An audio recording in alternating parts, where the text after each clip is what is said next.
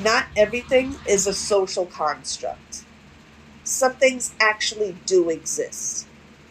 Let's get into it today.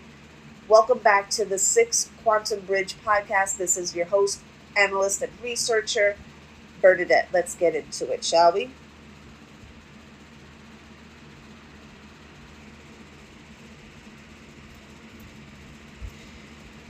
Let's talk about virginity, the biological reality, pantheon reverence, and modern collapse. Now, today we're going to be dismantling the myth that virginity is just a social construct. That claim erases biology, biblical law, and centuries of spiritual tradition that even predate Christianity. Virginity wasn't invented by the patriarchy. It was revered across pantheons, religions, and even occult practices. And I'm tired of people inventing problems where none need to exist.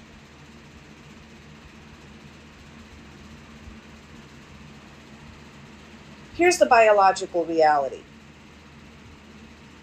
And I say that with a pause because today it seems that people love to ignore science and biology. But I'm going to say it anyway.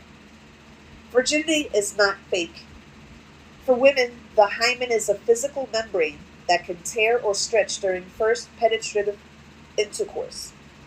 That's simple biology, not metaphor. Ignoring this erases the lived experience. Yes, not every woman bleeds, and hymens do vary, but the act itself is a biological event. To deny that is ridiculous. So, let's talk about pantheons and the spiritual reverence of virginity.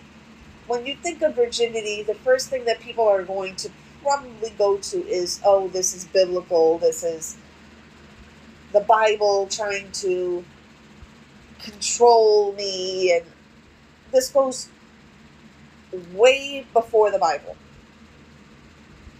Way before the Bible. It predates Christianity.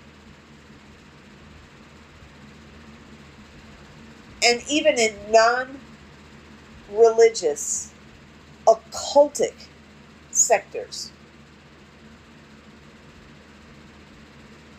virginity is highly valued. So you can't slap the Christian label onto this when practices other than Christianity have placed high value on virginity as well. In Rome, for instance, the Vestal Virgins guarded the hearth of the empire. Their purity was seen as the empire's protection. Breaking that vow was collapse for the entire nation. In Greece, Artemis and Athena embodied virginity as sacred independence, untouched, sovereign, and powerful.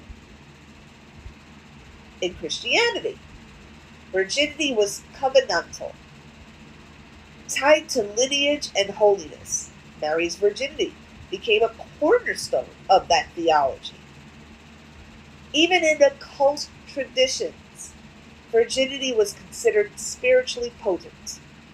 Even certain satanic or esoteric spells specified virgin participants because virginity was seen as untapped energy.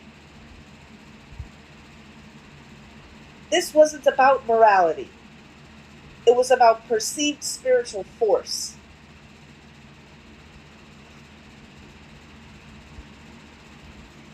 Let's talk about the symbolism and the tradition. How many brides do you know that wear white are virgins on their wedding day? I'm going to tell you something personal about me. I wasn't a virgin on my wedding day. I had lost my virginity when I was 26, which by today's standard is pretty late. But I waited until I was 26. And honestly, if I hadn't been dating, I probably would have waited longer. But I was already in my mid-20s.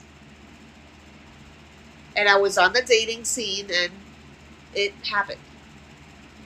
But I waited till I was 26.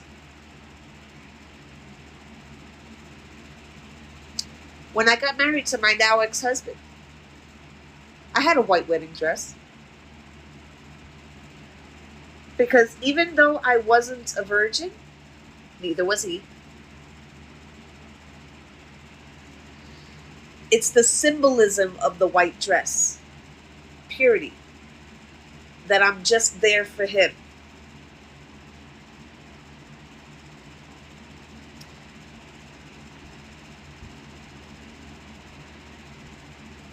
How many brides do you know on their wedding day are traditional virgins? Not many. Why? Because that color encodes covenant. Symbols matter.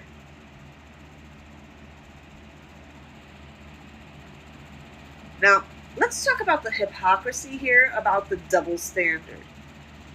It's fine for women to have preferences, but it's not fine for men to have preferences. And I'm going to talk about the psychological breakdown there, because what the man wants, the women that are bitching and moaning about men having standards and men having preferences, those women know that they can't meet those standards. So they make it the man's fault for having standards. But yet, those same women want a tall man with a lot of money that can provide, right? And I'm going to get vulgar right now, with a 10-inch dick, right? So you want all of these things. You want him to be hung like a donkey. You want him to be having a full bank account. You want him to be extremely tall. You want all of these things, but he's not allowed to have anything that he prefers on you. So you have to have all of the preferences, but he can't have any, right?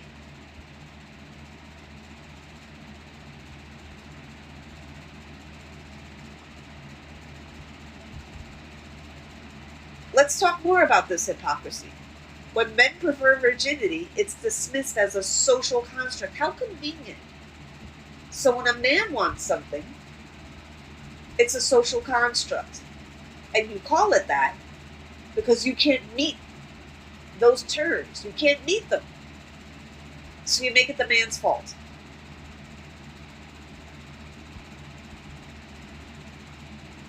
When women prefer high wealth, charisma, it's called a preference. Interesting. Why the double standard? Men's preferences are collapsed into the box of control, while women's preferences are elevated as choice.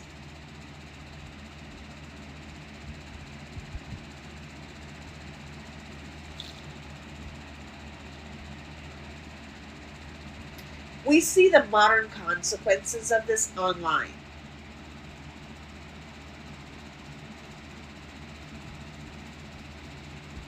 Women who rejected purity culture, fought against tradition, and now complain about loneliness, bitterness, and empty houses. Those same women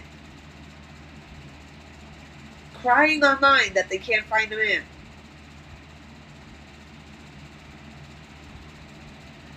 They wanted to erase the rules that were in place for a reason. But now they're asking why the marriage proposals never came. It's just like I said about subject 0929J. This ping of information came a long time ago, but even though it was meant for her, she is just the face of modern women today, modern feminist women today. And basically it goes like this. She can make them come, but she can't make them stay.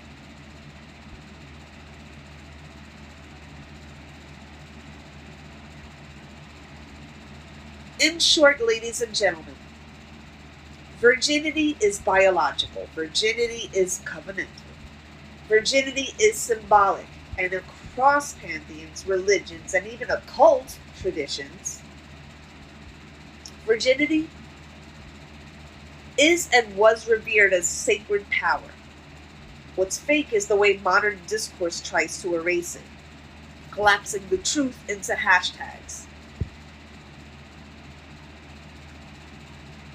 Doctrine demands discernment, and discernment means honoring reality, not inventing problems where there needs to be none.